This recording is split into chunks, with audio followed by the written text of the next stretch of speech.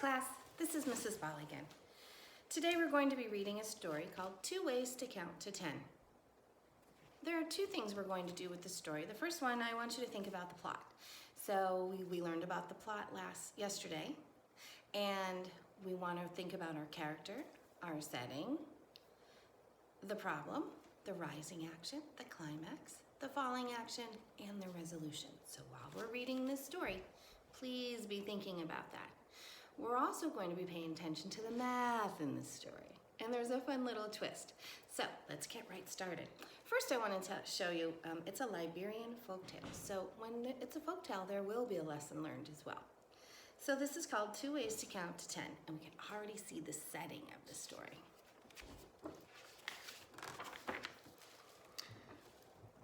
Long, long ago, animals were not so different, one from the other. They were different colors, shapes, and sizes, just as they are today, but they lived together in friendship and in peace. The leopard was king, rich beyond telling, mighty in his power and wisdom, and all the animals respected and loved their king. And there's the leopard right there.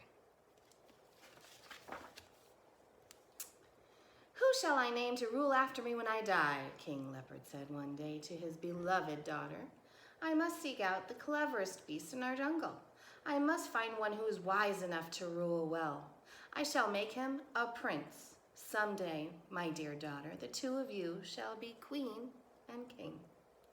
King Leopard was pleased with his idea, and he planned a great feast. His royal drums carried the news of the feast far and wide throughout the jungle.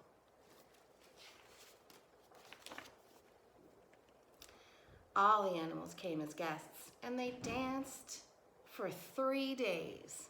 Wow, that's quite a feast. At last, the king told them to make a huge circle.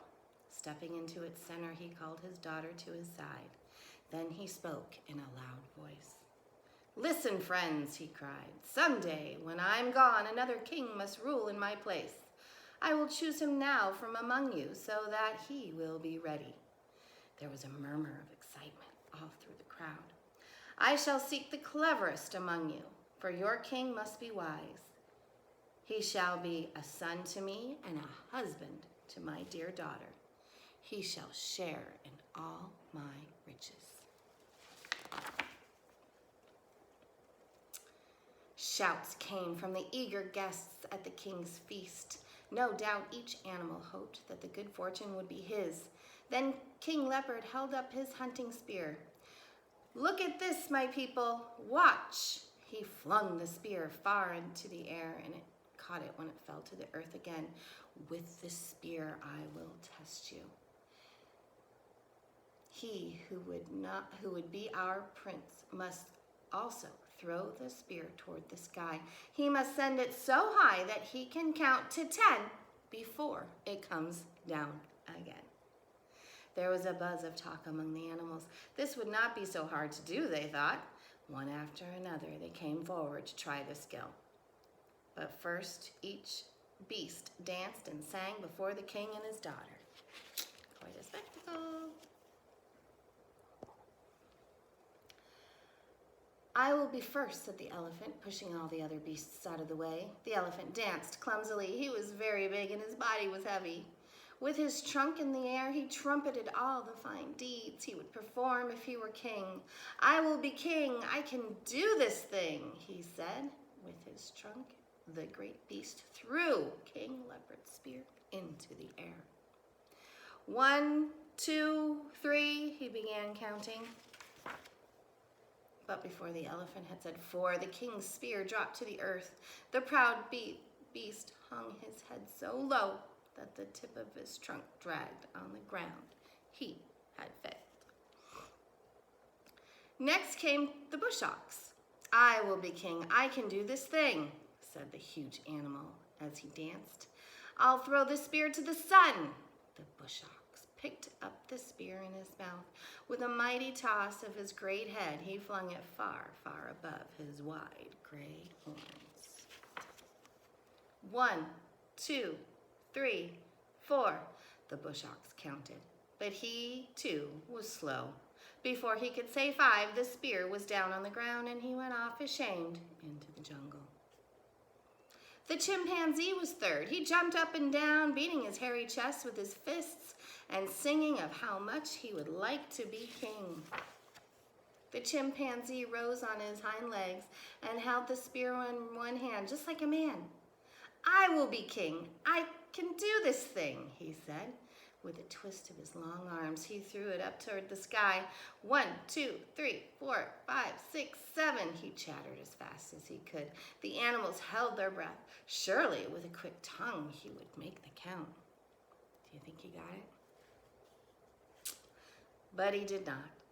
Just as he said 8, the spear fell to his hand. Then the crowd parted as the lion stepped majestically into the center of the circle. The lion had always wanted to be king anyway, and now was his chance to prove that he was the finest animal of the jungle. With a fling of his mighty mane, he danced and sang of his royal intentions. I will be king. I can do this thing, he sang. And as the other animals looked on in awe, the lion twirled his tail around the spear and threw it skyward with a thunderous roar. 1, 2, 3, 4. The spear rose higher and higher. 5, 6, 7, 8, 9. And just as he said 9, the spear pierced the earth at his feet. The lion was furious. He stomped off into the bushes. One by one, the other animals tried to count to 10 while the spear was still in the air. One by one, they had all failed. It seems I must look somewhere else for a beast who is clever enough to rule when I am gone, King Leopard said sadly. Let me try to throw your spear, O king, came a brave voice from the crowd, and out stepped a slender antelope. I would like to marry your beautiful daughter. I will be king. I can do this thing. The other animals broke into laughter.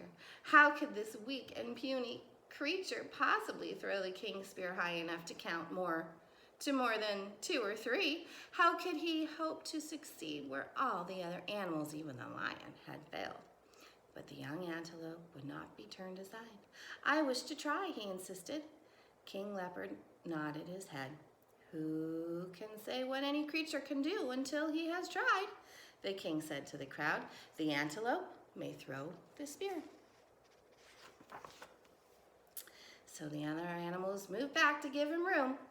When the antelope danced, King Leopard's daughter was very pleased. No one could deny that his steps were more graceful than all the other animals' steps.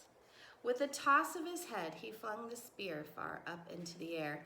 Before it could fall to earth, he called out 5 words. What do you think those 5 words were? 2, 4, 6, 8, 10, he cried. I have counted to 10. King Leopard did not say how the count was to be made. The king laughed and nodded his royal head. No, I did not say how the count was to be made, he agreed. And as everyone knows, one can count to 10 by 2s as well as by 1s.